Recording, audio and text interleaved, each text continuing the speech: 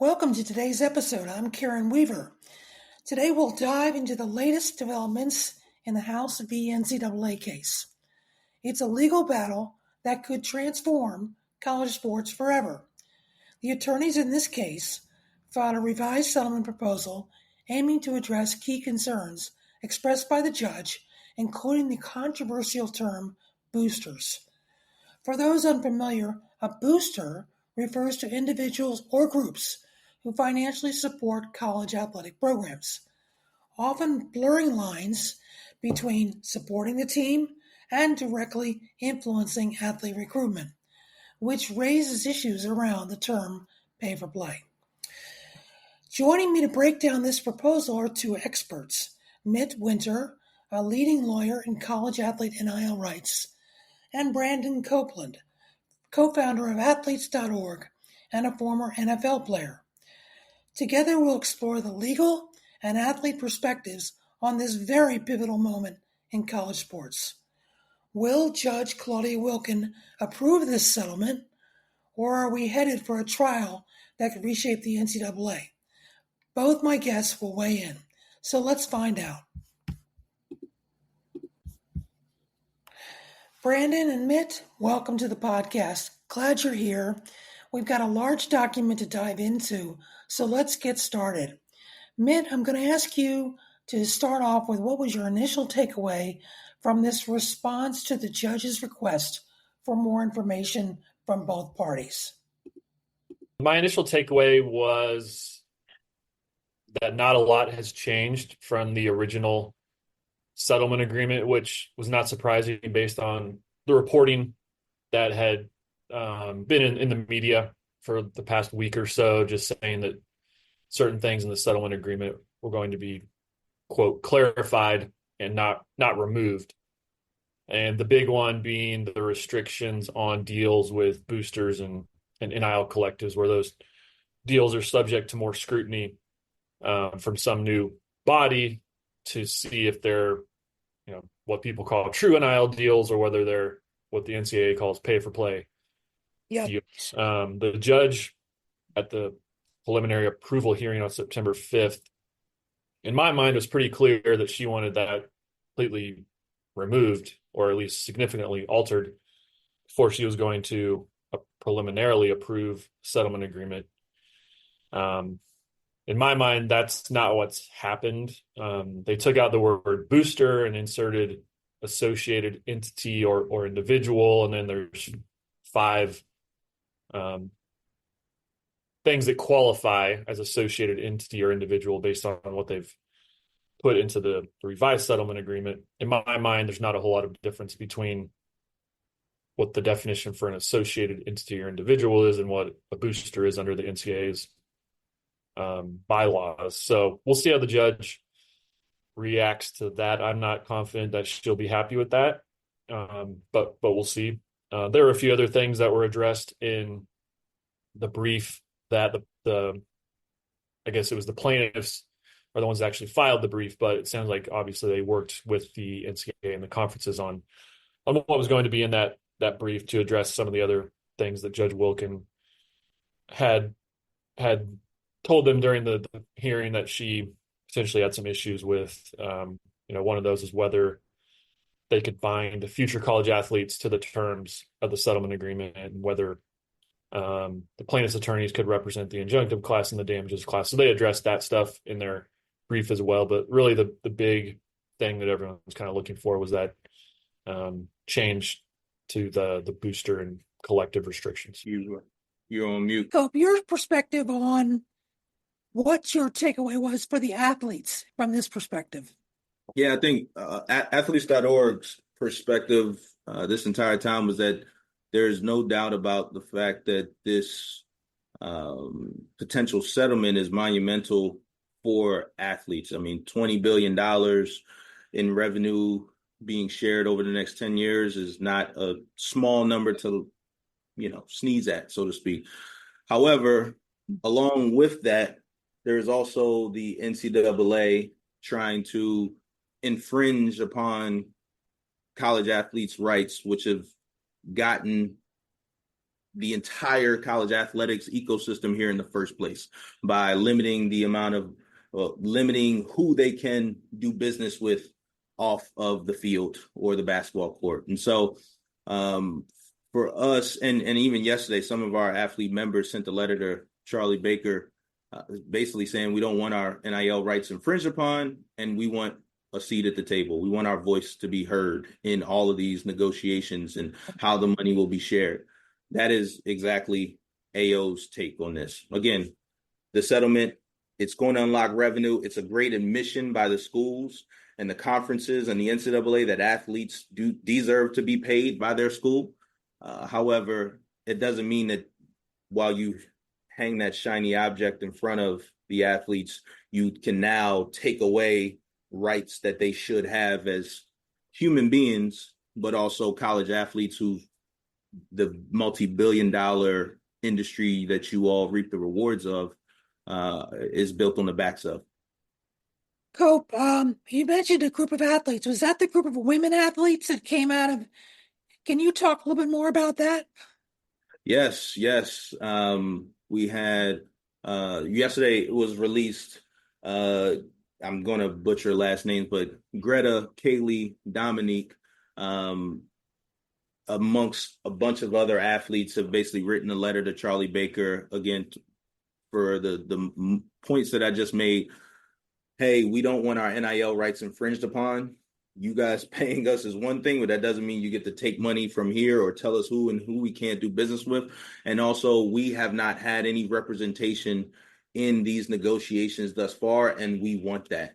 And so that's, what the world knows at this point in time. But athletes.org is very proud to have had our members leading that charge on behalf of not only themselves and women athletes, but also all college athletes in this pivotal time in history.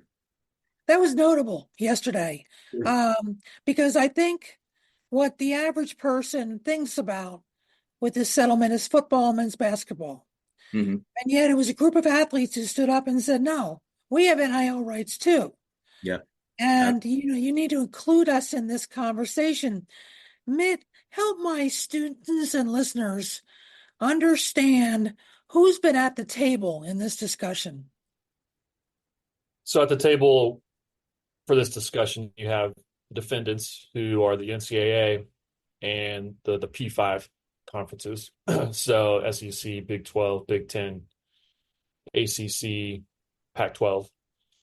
And then you have the plaintiffs' attorneys. So Jeff Kessler, Steve Berman. There are named plaintiffs in this case who are current and former college athletes. But the people really negotiating this are the attorneys on both sides. So it's not as if when they're talking about deal points, they're going out and surveying college athletes and saying, hey, what do you guys think about this part of the settlement agreement? Do you want this in there or do you not want it in there? That hasn't happened. And I think as Cope referred to with that letter from the women's basketball players, that's a really important point because, and like you said, that's how we've gotten here. The NCAA has always unilaterally imposed restrictions on college athletes' rights to receive compensation, whether that's from third parties or from the schools or conferences themselves, and that is what has gotten them into all of this legal trouble because that violates antitrust law. If they ever came to their senses and said, hey, we're going to actually negotiate and talk with the athletes and see what they want and come to an agreement with them, if they're employees and have unionized, they're able to get an antitrust exemption from doing that through a collective bargaining agreement. But even short of that, if you're talking with the athletes, negotiating with the athletes, getting an agreement with the athletes, they're probably not going to sue you for violating antitrust law because they've agreed to it, right? Right. So I think that is where college athletics needs to get to that point. And until that point, I think there's going to be legal issues still existing. And I'll go ahead and say after that, what the letter yesterday to Charlie Baker shows is that, hey, if you don't let us to the table, Well, we got a lot of us athletes who don't agree with how you are going to potentially do things. And I know that that's forward looking and using a crystal ball to determine how you're going to do things. But what those women were saying is we want our seat at the table. And if not, well, we may be unhappy with the outcomes as well, too, and could be the next group of plaintiffs that the NCAA, the schools, and the conferences have to deal with. And not even that, they said this in their letter. Even if Judge Wilken does preliminarily approve the settlement based off of what was filed yesterday, these women basketball players said, well, we might just go ahead and object or opt out of the settlement at that point. And so even if it's preliminarily approved, it doesn't mean it's going to be finally approved. If you have this groundswell of athletes being like, we don't like this, we're opting out, we're going to show up at the fairness hearing and we're going to object to this. And at that point, Wilken might be like, the people that are being affected by this settlement, they don't like it. And there's a lot of them that don't like it. So I'm not going to approve it. So let's talk a little bit about that. Because one of the things that I have really struggled to explain to my students is, my doctoral students, why is it that athletes, number one, deserve a seat at the table? That's the old higher education thinking. But number two, how do we change our mindset around to giving them a seat at the table? And I'll let either one of you start. Yeah, I'll start on that, and then Mitt, I'll let you come in, and hopefully I'm throwing the alley oop for you over here. We'll see if I still got it.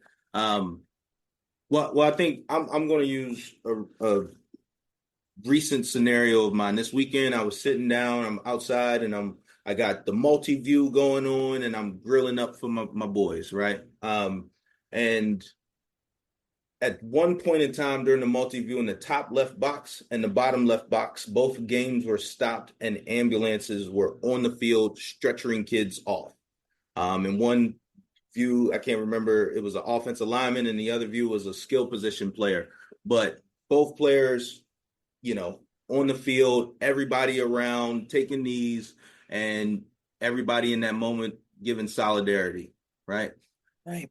Athletes, football is an amazing game. I played it for 10 years. We tend to forget that there are lifelong repercussions for playing the game. And there's other sports that also have lifelong repercussions. And so when the question is asked, why do they deserve a seat at the table? Everyone else is changing their life financially, changing their net worth as a result of the risk that athletes take every single week to perform in front of fans.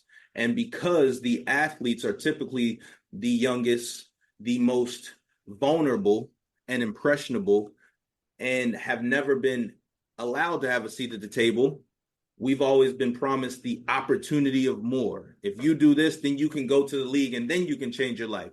In the meantime, I'm going to change my life. I'm going to buy this, buy that, put my retirement account. And I'm talking as a school administrator. I'm going to put all my things in order, and I'm going to look out for you at this point in time. But that's no longer acceptable, in my opinion. It never really was acceptable.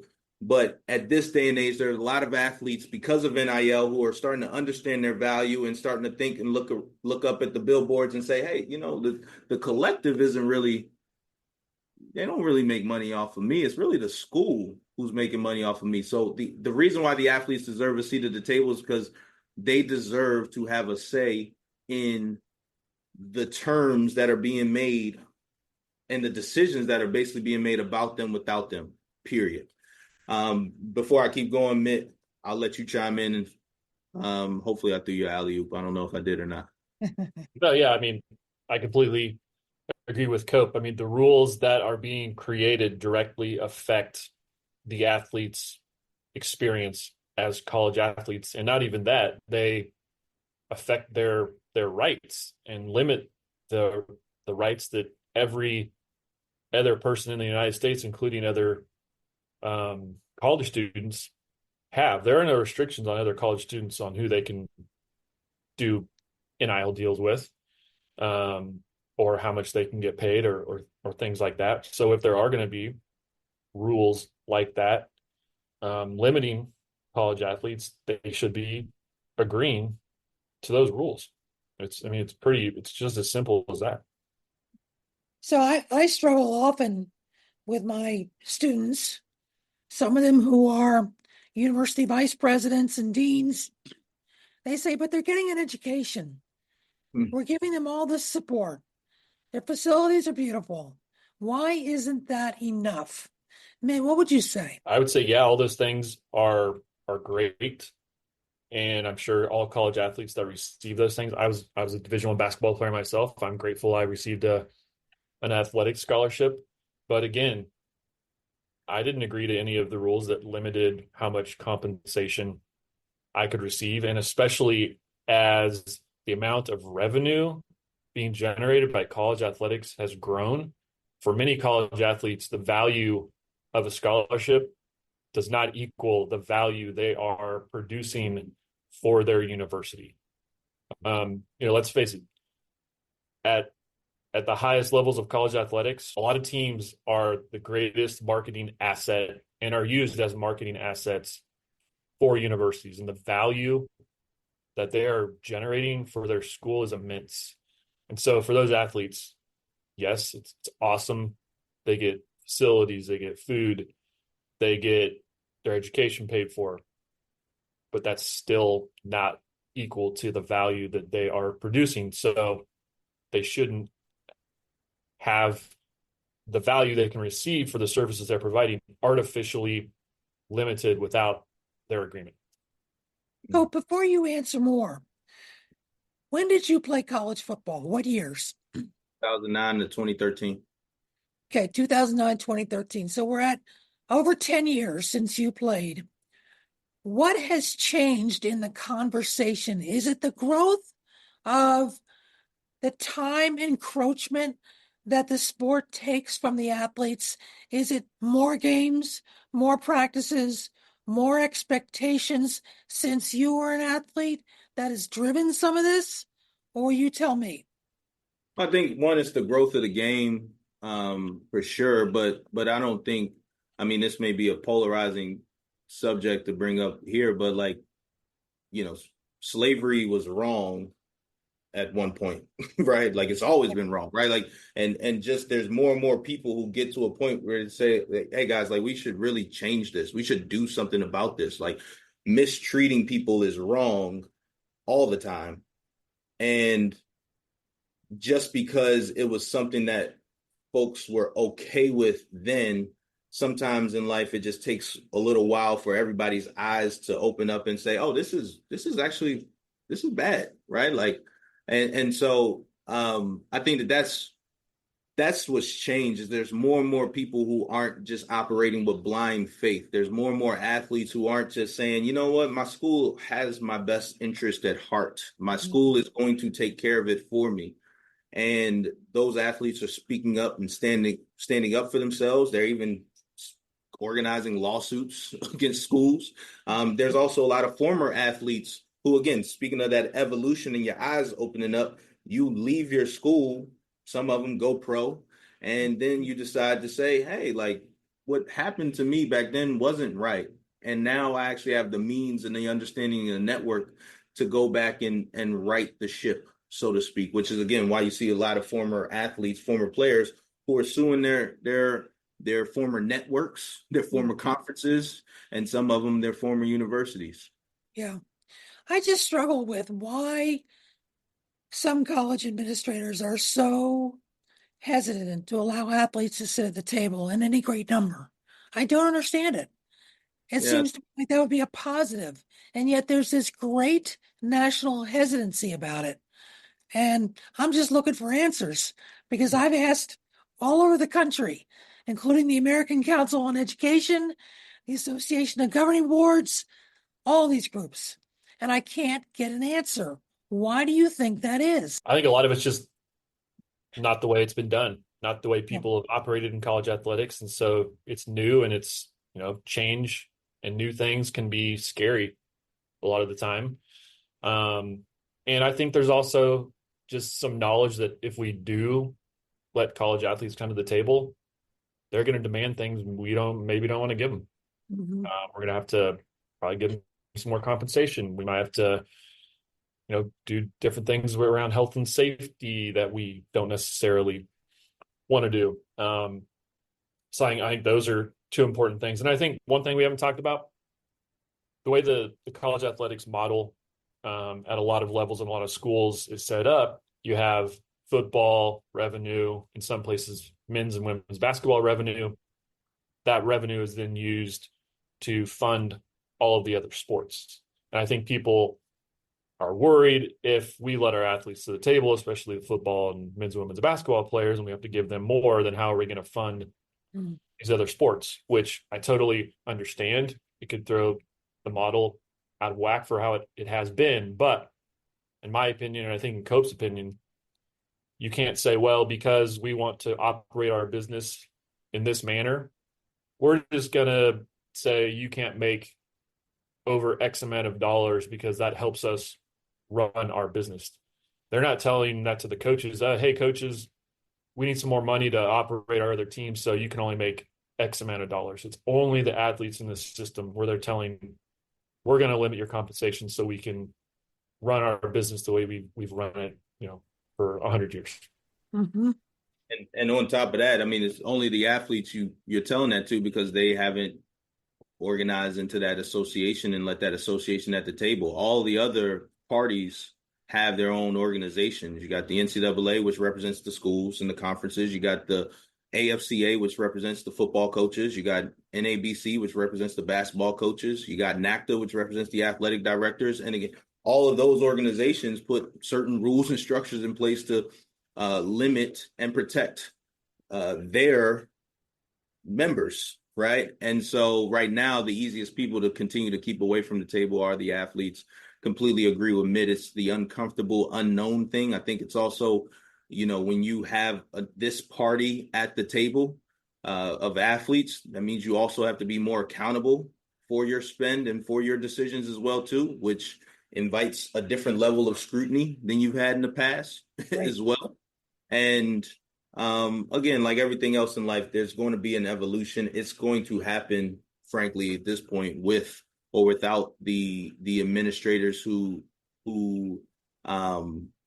it's going to happen with or without the administrators wanting it to happen. Right now, there's a lot more who are coming out and starting to speak more confidently about the future of college athletics.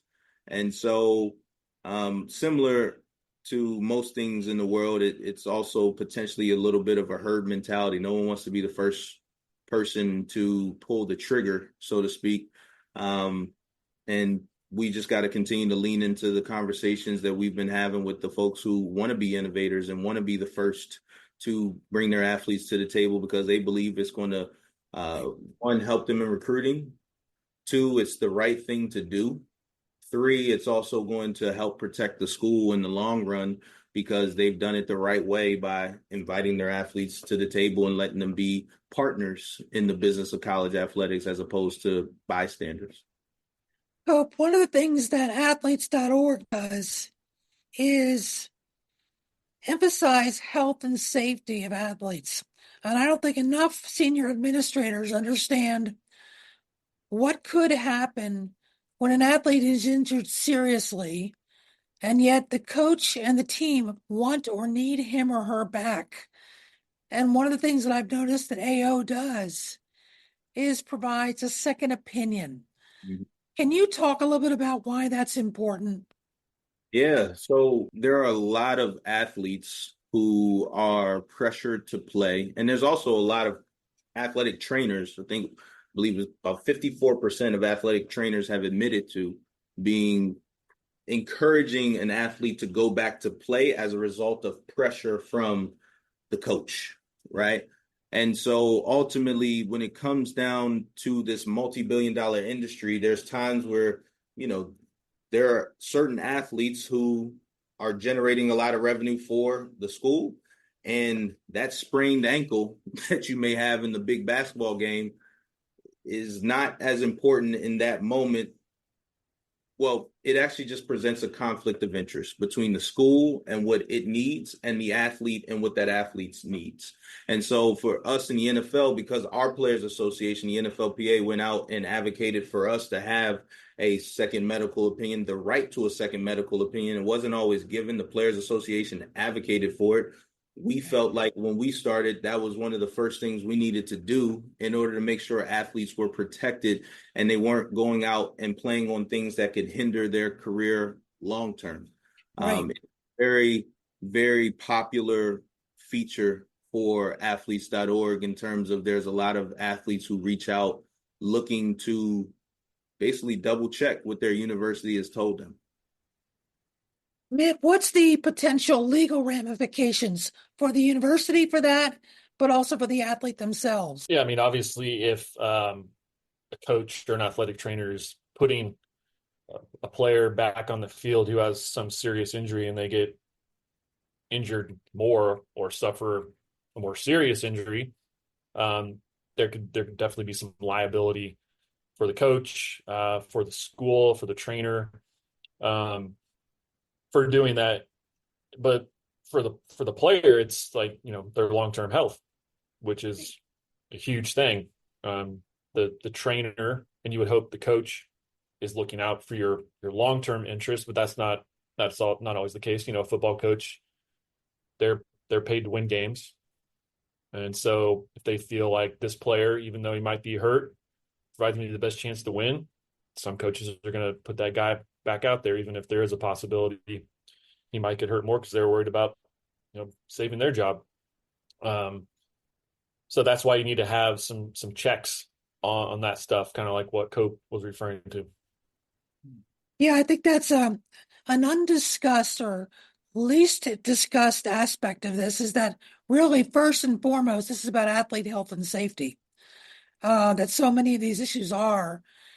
And people who don't spend time in athletic facilities oftentimes think, well, they've got everything they need. What more could they possibly need? But this dynamic of the coach needing the athlete to win a game upends all of that. And I think it's an under-discussed kind of idea for that. Can I also chime in on something that you mentioned Sure. about the education piece? I think that, I 100% agree with everything Mitt laid out about the education piece. Like, I'm very grateful for my education and my degree. I have a family member who played D1 basketball, and he wanted to have an engineering degree. He's older than me, so I got to look at his pathway and model mine off of his. He went to the coach and wanted to take engineering as a major, and the coach said, "No, you don't have that type of time. You can take sociology or communications." And so he ended up playing D1 basketball 4 years, graduated, and ended up coming out of pocket and going back to grad school to get an engineering degree. And so for some athletes, I think you get the opportunity to reap the benefits of being at an amazing university and taking advantage of all the support and the resources that a university and an education offers you. But for others, it's not always as black and white as, oh, well, you get to go to this school and you get to say that you're an alum of this school, because you don't actually get the same experience that most people tend to think you get as receiving a scholarship or attending a university. It's a totally different experience. Yeah, that's a great point. I think a lot of people who are not college athletes don't realize, number one, how much time it actually takes to be a college athlete. Your experience is much different than if you're just a regular college student, just on how much time you have to study and all that stuff. But then number two, as Cope is referring to, this isn't, every school, but definitely at some schools and on some teams are like, here's your major, here are the classes you're going to take, here are the classes you can't take, here are the majors you can't major in because you're here to play football, you're here to play basketball, and that takes precedence over what you personally might want to major in.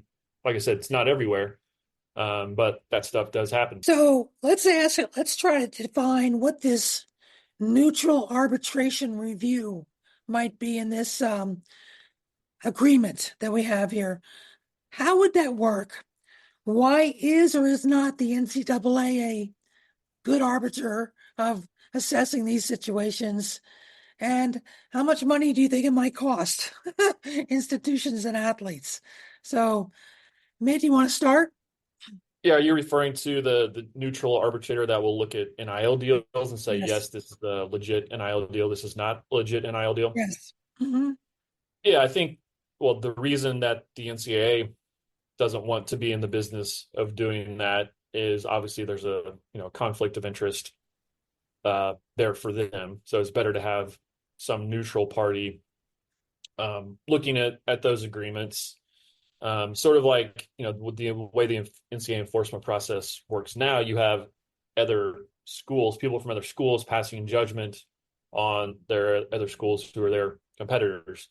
So you don't want to have a situation like that. And I think the whole enforcement process is going to change to try and eliminate that. It sounds like the people that will actually be reviewing these agreements, I know Price Waterhouse Coopers and some other people like that have been the people that have been talked about as being those neutral arbitrators. But basically what it sounds like what the process would be when there's an NIL deal that falls into this category of the ones that need to be reviewed for fair market value, they'd be submitted to this entity and they would look at some data. And the way the settlement agreement was written, it couldn't be data for other athlete NIL deals. It would have to be non-athlete NIL deals they're comparing it to see if it's fair market value. So whatever data they're using, they would say, we think this is not really fair market value, just a deal that's, quote, pay for play. So we're not going to allow it. At that point, the athlete would be able to say, to get out of the deal without having any eligibility issues because this entity said they can't do it. If that ever does come to pass, I think it'll probably breed a lot of litigation, potentially from the athletes, but most likely from third parties that want to do these deals with athletes, maybe collectives. Interesting. That's how it sounds like it will work, because it hasn't been finally approved. It's not all put in place yet. They don't have the person that will be the neutral arbitrator, but I think that's how it would work. Cope, what are your thoughts? From a legal perspective, I'm gonna lean on expertise there. I'm familiar with like neutral third party arbitrators in the NFL. I will say that, with the NFLPA being a member of the NFL Players Association, there has always been talk about, well, is that third party arbitrator somebody that is going to have no bias towards either side or either party? Ultimately, if, again, the athletes still aren't at the table, right? So are they having a say into who that actual arbitrator is, or is that arbitrator being told, being put into that place to just manage what the athletes are doing? And I also just think it at a certain point it gets extremely tough to say, hey, that deal's good, that deal's good, that deal's good. No, not that one. No, not that one. Well, why not? Well, we don't like the number. Well, why are you limiting my compensation? Especially when we can't do the same thing to you. We can't point to the administrators and say, hey, coach, don't take that deal with Geico, that deal with this person, that deal with that person, that deal with that person, right? Again, a lot of these things are just impended and implemented on athletes. And not that it should be a two-way street. Mm-hmm. It's just, you don't do that to any other human being. So why are athletes different? Yeah, it's a great question. Why are athletes different? So, final question. On a scale of 1 to 10, Cope, what are the chances of this being accepted in full by the judge? 1 being no way, 10 being absolutely. That's a tough question. I'm right now, based off of what I'm not gonna put you on the spotlight here, Mitt, but based off of your take on how the language hasn't changed that much, right? I'm going to give a solid 4. I'm going to be right there in the middle, but I'm going to give a solid 4. I think I'm leaning more towards Judge Wilken may not approve this thing. as a result of it still limiting the rights of college athletes in ways that she clearly was not a fan of in the preliminary approval hearing. Mitt, what do you think? I'm going to go a notch lower than Cope. I'll go a 2 or a 3. I don't want to say a 0 or a 1. I just don't think that language has changed enough regarding the prohibitions on booster and collective deals to really satisfy Judge Wilken. I'm not saying that there will not be a settlement going forward that eventually gets approved, but I think to ultimately make that happen, the restrictions on boosters and collectives might need to just be completely taken out of the settlement agreement.